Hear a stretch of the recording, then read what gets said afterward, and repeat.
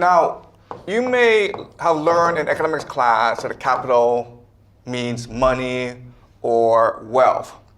What I want to argue to you today is that capital is really a mechanism to extract energy from you. Okay?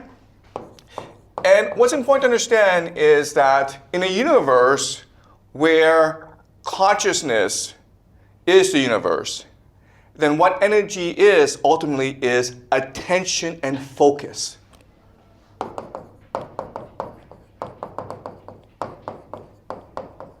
Okay? So it's not enough for you to work at something, you also have to concentrate on it in order for capital to extract energy from you. Okay? All right.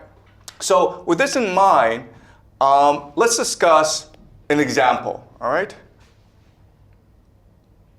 Okay. So the most basic example is you have a landlord class, and they're trying to extract energy from the peasant class. Okay? Now, before, traditionally, we've understood energy as maybe grain. Okay? Grain. Capital. But the problem with this is you're actually not that extracting that much energy from the peasant because it's not that hard to grow grain. Also, grain can be stored. Okay? So, in other words, as a landlord, your priority is not necessarily just to extract rent from the peasant. Your priority is somehow to get the peasant to focus entirely on the task at hand. And to do that, over the centuries, landlords have figured out certain ways or certain mechanisms in order to extract the most value from the peasant class. Okay? So let's discuss the mechanisms. The first is that we've transitioned from slavery to freedom. Okay? If you really want to extract value, if you really want to extract energy and attention and focus, it's much better to give peasants the illusion of freedom rather than just enslave them. Okay?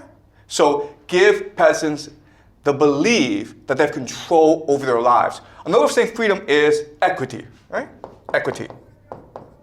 So think of a company where I might give you some equity and then you work a lot harder because you think you can make more money. Okay, so this is a first trick that we've learned over the centuries.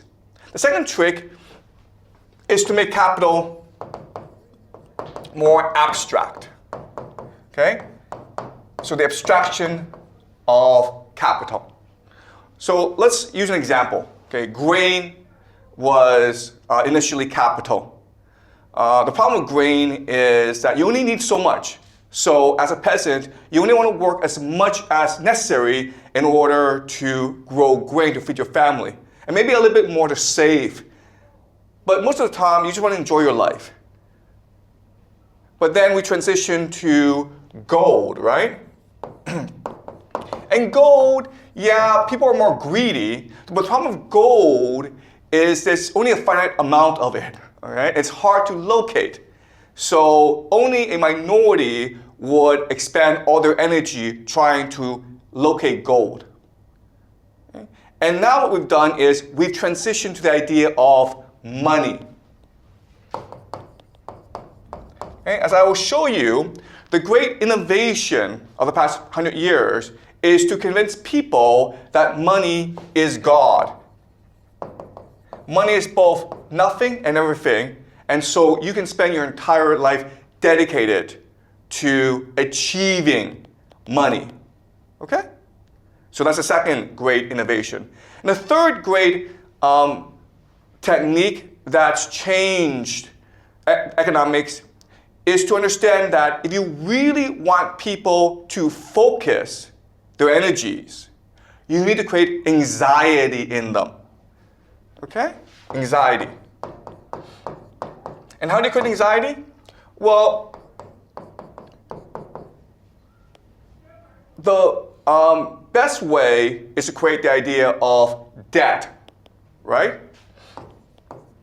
So I'll lend you $1 million today, and you enjoy it, but then you have to spend the rest of the time paying it back. The problem with this, of course, is that there's interest, and so you can never really pay it back, which causes anxiety. And so the idea of debt, I can extract much more value from you than if you were not in debt. Okay? That's the first tool. Second is the idea of inequality and poverty, where a certain class of people are poor, and they'll always be poor. And that encourages the middle class to work even harder. All right? The third mechanism of anxiety is wealth destruction. What is wealth destruction? Simple. War or depression, right? When the economy collapses, when all your wealth vanishes. The idea here is, listen, if the peasants work really hard and they store up a lot of grain, they have a huge granary, they really don't have to work anymore, right? So as a landlord, what do? We go burn down the granary. All right? So war is not just a mechanism to expand capitalism, but it's also a way to make people more anxious because you destroyed their wealth and therefore they have to work a lot harder.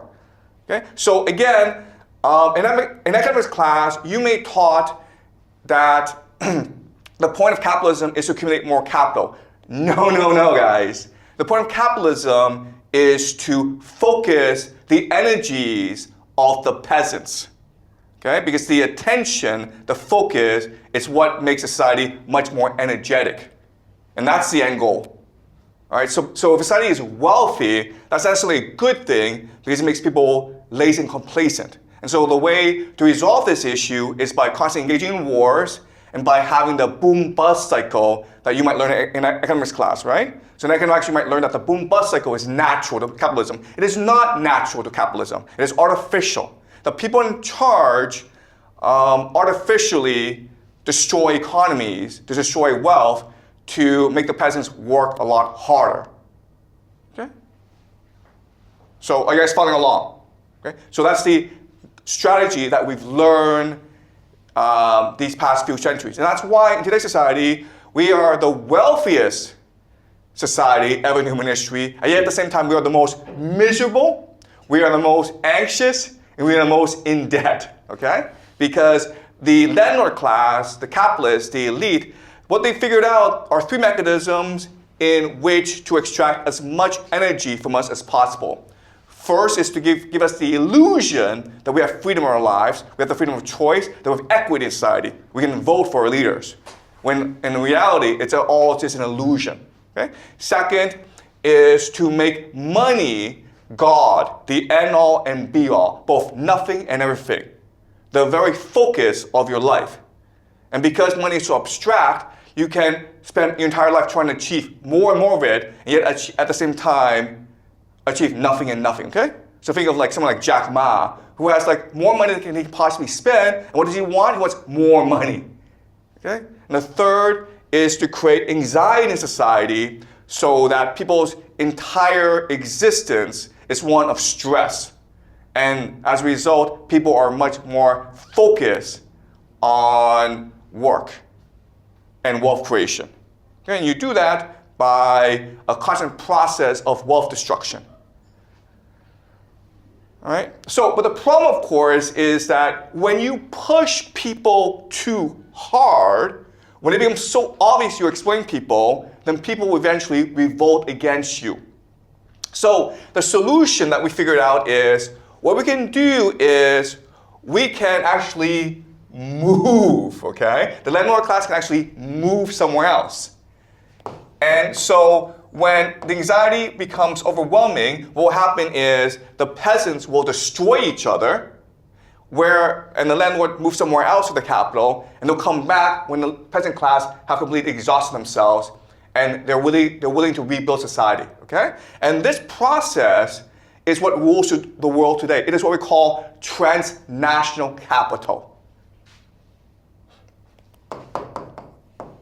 In other words, the wealthy people of the world, they have absolutely no loyalty to nation or to people or to place.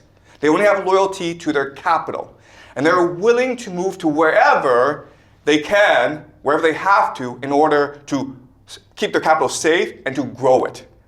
And that's why a lot of people today are moving to Dubai or Hong Kong or Singapore. They don't care. They may not be all that place, but they'll go wherever they need to in order to pay less taxes, in order to avoid the social conflict created by their policies, okay, in order to find better investment opportunities. And this system is what rules the world today. But then the question is, okay, in concrete terms, what really is transnational capital? What allows transnational capital to function, to be able to move from place to place? Because remember, when you move from place to place, there are a lot of costs involved. For example, you don't really know anyone there, and so how can you trust the people? Right? And the solution that we've developed over the centuries is the idea of secret societies. So what you will learn is that secret societies and transnational capital are essentially the same thing. Okay? And this is the force that rules the world today. All right. So now that I've discussed transnational capital, let's look at secret societies, like where they come from and how they work. Okay, well, secret societies exist because the landlord class and the peasant class are fundamentally different. Therefore, the motivations, the beliefs, the worldview of these two classes must be different. Okay, so the peasants, what do peasants want? They want to live a simple life. They want to make some money. They want to have a family, they want to have some fun, they want to believe in God, okay?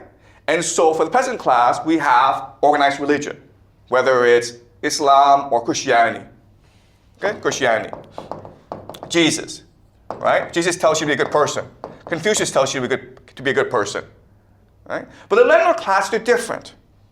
They have a responsibility. They have an obligation to control the peasant class and extract as much energy as possible in order to maintain their society. Okay? So their religious practices must be very different. So whereas the peasants can pray to God, the landlord class must fundamentally pray to Satan. Okay? So now let's look at why the landlord class must pray to Satan. And this is true for all societies throughout human history. Before, the landlord class was blatant about it, okay? Now they have to be more hypocritical, more secretive about it. All right, so let's look at the landlord class.